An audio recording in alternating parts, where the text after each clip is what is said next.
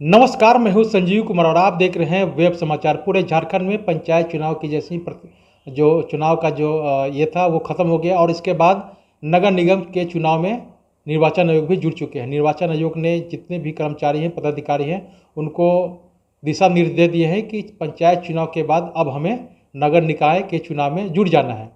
यानी चुनाव कोरोना काल की वजह से जो डिस्टर्बेंस हुआ है 2 साल, और कई ऐसे जो नगर निकाय हैं जहाँ पे 2020 में ही उनका कार्यकाल जो समाप्त हुआ है, तो कोरोना काल की वजह से जो अब समय जो अभी है, अभी जो सामान्य स्थिति है, तो जहाँ पे नगर निकाय का चुनाव नहीं हुआ है वहाँ पे कराया जाएगा समय रहते हुए। तो अभी हम आए हुए हैं रांची जिला में वार्ड नंबर है 4 और यहाँ के जो वार्ड पार्षद हैं हुस्ना आरा जी हैं। तो इनसे जानते हैं कि आप वार्ड पार्षद हैं और 5 वर्षों में आपके द्वारा क्या कुछ डेवलपमेंट यानी विकास का काम किया गया। हालांकि आप कई वार्डों में भी वार्ड पार्षद के रूप में काम कर चुके हैं। लगातार जब से वार्ड का गठन हुआ है, नगर निगम का जब गठन हुआ है, तब से आप वार्ड पार्षद के रूप में काम कर रहे हैं। तो पहले और अब में क्या अंतर आपको लग रहा है? इसके अलावा कुछ पॉलिटिकल सवाल जवाब भी होंगे। क्या कुछ डेवलपमेंट किए हैं? क्या कुछ समस्या आपको आई है महिलाओं के उत्थान के लिए? इसके साथ साथ अगर कोई ऐतिहासिक काम, इन तमाम मुद्दों पे बातचीत होगी। तो पहले तो आपको वेब समाचार में बहुत बहुत स्वागत करते हैं।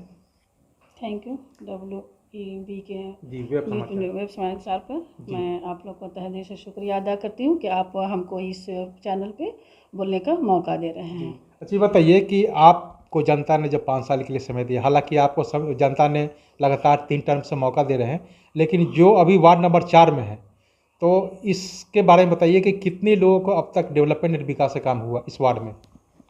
देखिए, वार्ड नंबर 4 के अंतर्गत बहुत सारा योजना हमने लाई है नगर निगम से। बहुत सारा मोहल्ला अभी धरातल पे उतरा है। जो नया नया मोहल्ला बसे हुए थे, जो कि राजधानी अलग होने के बाद झारखंड जो हम लोग का 2000 में जो अलग हुई थी, उसके बाद बिहार से जब अलग हुआ, जी बिहार से जो अलग हुई थी, उसके बाद से आज तक रोड नहीं बना था। वैसे मोहल्ले को मैंने चिन्हित किया और आज वहाँ पे काम करने का मैं पूरा ज़ोर शोर से काम चल रहा है। जैसे आप यहाँ पे देखिएगा, बरियातू मस्जिद आलम के पीछे में एक उरांव टोली है, वहाँ पे मैंने 1 करोड़ 25 लाख का टेंडर करवा चुकी हूँ। और दूसरी बात है कि ये बरियातू थाना के पीछे जो मेरा सलम क्षेत्र नया टोली है, वहाँ भी विकास का कार्य नहीं हुआ था। वहाँ पे मैं 1.5 करोड़ का रोड और नाली और एक छोटा सा पार्क बना रही हूँ। जी अच्छा, बताइए कि इन 5 वर्षों में आपने करीब करीब कितने लोगों को प्रधानमंत्री आवास योजना का लाभ दिए हैं? अभी वार्ड नंबर 4 के अंतर्गत तो मैं 142 को दी हूँ। और जो अभी फ़िलहाल आज 14 तारीख को मैंने 24 आदमी को आज प्रधानमंत्री आवास का सैंक्शन लेटर दी हैं कि वो अपना आवास बना सके। जी अच्छा, ये शौचालय कितना बना होगा करीब? अभी इसमें तो अभी नहीं बनाए हैं। जब जीत के आए हैं 2018 में, तो उसके बाद शौचालय का हम लोग नहीं बना पाए हैं। उससे पहले बनाए थे। इससे पहले वाले कार्यकाल में आपने बनाए थे। अच्छा, पेंशन और राशन कार्ड कितना बना होगा? पेंशन हम लोग का कुल टोटल मेरा वार्ड नंबर 4 के अंतर्गत 600 बना है और कार्ड बना था हम लोग का 2400 बना था। जी अच्छा, बताइए कोरोना काल में अपने कैसे लोगों को मदद किया? कोरोना काल में बहुत संघर्ष का सामना करना पड़ा था। बहुत सारे लोगों के घर में चूल्हे नहीं जल पा रहे थे, उन लोगों का राशन नहीं मिल पा रहा था।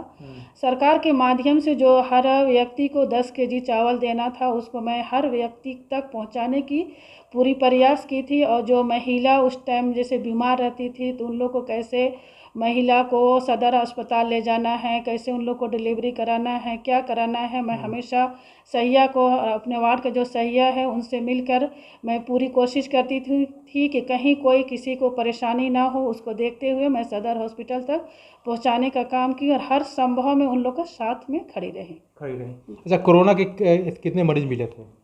कोरोना करीब मेरे वार्ड में 15 के लगभग डेड किए थे। तो सबको क्या मुआवजा वगैरह जो था वो मिल गया? नहीं, मुआवजा प्रोसेस में है, मुआवजा नहीं मिला है। अच्छा, ये बताइए कि आपके कार्यकाल में कोई ऐतिहासिक काम जो पूर्व में नहीं हुआ था, या यूँ कहें कि जब से देश आज़ाद हुआ, या यूँ कहें कि जब से बिहार से झारखंड अलग हुआ, जो डेवलपमेंट चाहिए था वहाँ पे नहीं हुआ था, कोई ऐसा मोहल्ला गाँव? जी, जब से बिहार से आज़ाद हुआ झारखंड हम लोग का 2000 में जो अलग हुए थे, उस टाइम से बहुत सारा घर घर में नल नहीं था, बहुत सारा रोड नाली नहीं था, जो मैं पहले भी बोल चुकी, दोबारा भी बोल रही हूँ कि उस टाइम उन लोग का जो पहले था अभी भी था। मैंने जीत के आई तो उस मोहल्ला को चिन्हित करके एक सुंदर बनाने की मैं पूरी प्रयास की हूँ, और अभी घर घर तक जो हर मोहल्ला गली है वहाँ तक मैं पूरी पाइप लाइन बिछाने का कार्य कर रही हूँ। अच्छा ये बताइए कि चूँकि आप महिला हैं, कई महिलाएं ऐसे भी हैं जो आपके पास आए होंगे और कहते होंगे कि हमारे पास पैसे नहीं है, मैं स्वरोजगार करना चाहता हूँ, तो कैसे आप उनको मदद करते हैं, कैसे किए? लोकल जो समूह चलती है, महिला समूह जो होता है, उसके माध्यम से मैंने उन लोग को 10,000 दिलाएं। जो अनपढ़ी लिखी महिला होती हैं, जैसे उन लोग को कुछ लिखना पढ़ना नहीं आता है, तो उन लोग जैसे फुचका बना लेती हैं, कोई पापड़ बना लेती हैं, कोई चूड़ी का कारोबार करती हैं, तो ऐसी महिला को चिन्हित करके मैंने उन लोग को 10,000 दिलाने का काम की हूँ, और आज वो महिला अपने बच्चे को भरण पोषण कर रही है।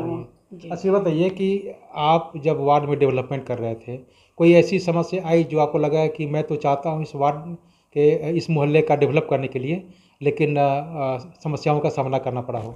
जी, वैसा मोहल्ला तो मिला है, जैसे बहुत सारा मोहल्ला जो है, हम चाहते थे कि मेरे अगल बगल में एक सुंदर मोहल्ला बने, वहाँ पे मैं कार्य करने जाती हूँ तो वहाँ के लोग बाधा करते हैं कि नहीं, यहाँ पे रोड नहीं बनाइए, मेरे ज़मीन है, ये है वो है करके लोग, वहाँ के लोग परेशान करते हैं।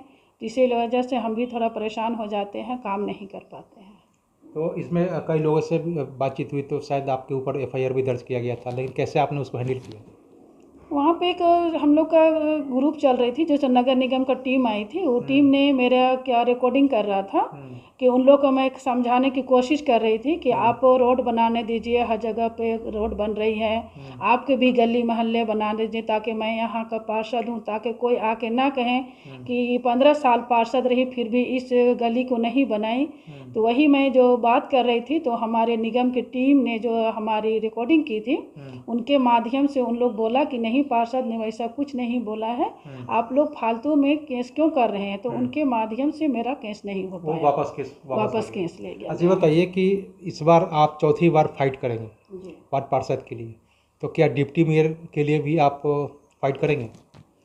देखिए, अगर मौका मिले तो मैं ज़रूर फाइट करूंगी डिप्टी मेयर के लिए, क्योंकि आपका जो अनुभव है, काम करने का अनुभव है, कई वार्डों में काम किए हैं, तो अनुभव 15 साल का अनुभव है, तो हम भी चाहते हैं कि अगर मौका मिले और तो और पार्टी अगर ऐसा अगर संदेश दे कि आप चुनाव लड़ सकते हैं, तो मैं डिप्टी मेयर का चुनाव लड़ सकती हूँ। जी अच्छा बताइए कि झारखंड जब से अलग हुआ, बिहार से अलग हुआ, तो कई मुख्यमंत्री आए और गए, बेहतर किसे मानते हैं आप, आपके नज़र में? देखिए, अगर अपना वार्ड का अगर विकास हो तो कोई भी मुख्यमंत्री का बेहतर होता है। जैसे हमारे हेमंत जी, हमारे गांव जो बड़गाई चौक से आप अभी लेम चौक तक जाते तो इतना घुटनों तक पानी रहती थी। मैंने मुख्यमंत्री हेमंत सोरेन को आवेदन दिए, 1 महीना के अंतर में वो मेरा फाइल को बढ़ा के आज जो कालीकरण देख रहे हैं उन्हीं का शिलान्यास किया हुआ था, आज उसी रोड से हम लोग चल रहे हैं। तो अगर अपना वार्ड का अगर विकास होती है तो कोई भी मुख्यमंत्री रहे, चाहे बीजेपी का रहे या कांग्रेस का रहे या जेएमएम का रहे, अगर मेरा वार्ड का विकास हुआ है और जनता का भलाई हो रहा है तो मेरे लिए बेटर है।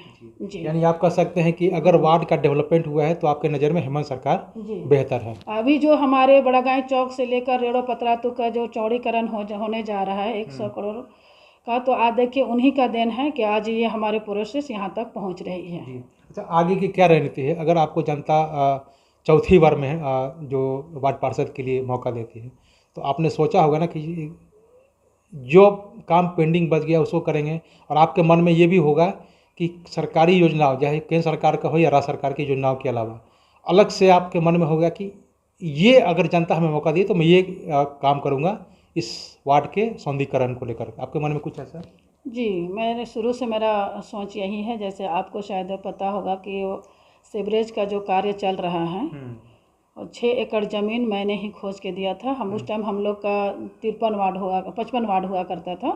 उस टाइम सभी को बोला गया था कि मैडम अगर आपके वार्ड में अगर ज़मीन है तो आप लोग ढूंढ के दीजिए।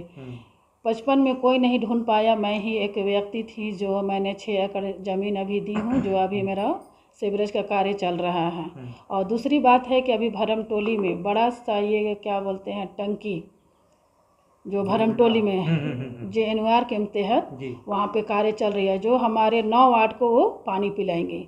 तो मैं कुछ ऐसा अलग ज़रूर सोचती हूँ और सोचती रहूँगी कि जब भी मैं अगर वार्ड में चुन के आई तो मैं कुछ ऐसा नया करूँ जो इतिहास बने जी और जनता हमको याद करे, और हमारे जो नगर निगम में कार्यशाली रहे उसको याद करे कि कुछ वो वार्ड की पार्षद थी जो इस तरह से नया कार्य की थी। जैसे बहुत सारे सुंदरीकरण, अभी मेरा वार्ड में 4 तालाब हैं, उसमें 3 का सुंदरीकरण कर चुकी हूँ, 1 का प्रोसेस में है, और अगर मौका मिलेगा तो मैं 4था को भी सुंदरीकरण करने के पूरे प्रयास में लगी हुई और चिट्ठी दे चुकी हूँ। अच्छा बताइए कि आप अपने फंड के अलावा कुछ अलग से आपने कुछ फंड का व्यवस्था किया था, जैसे MP MLA हो और आपने आवेदन, उस आवेदन को पास कर दिया गया या फिर उस पर कोई ध्यान नहीं दिया गया, कोई ऐसा काम को लेकर के किसी MP MLA के पास?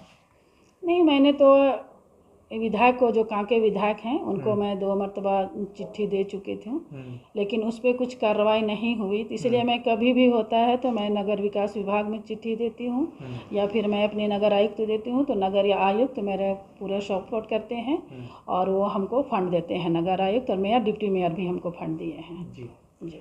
तो आपने सुना कि जिस तरह से वार्ड पार्षद हैं, इनका कहना है कि जनता अगर हमें मौका देती है चौथी बार के लिए तो मैं डिप्टी मेयर के लिए भी फाइट करूंगी। हालांकि इनका कहना है कि अगर वार्ड पार्षद के रूप में अगर मैं चौथी बार चुना जाता हूं तो इस वार्ड के लिए मेरे मन में कुछ ऐतिहासिक काम है जो मैं करना चाहता हूं। अगर हमें मौका दे देती हो मैं वो विकास करने का काम करूंगा।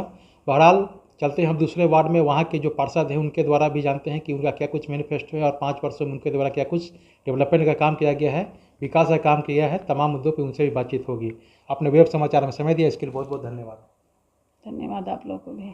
अगर आपने हमारे चैनल को अब तक सब्सक्राइब नहीं किया है तो सब्सक्राइब कर ले, बेल आइकन भी दबाएं ताकि हर छोटी बड़ी खबरों से रूबरू हो सके। बहुत बहुत शुक्रिया।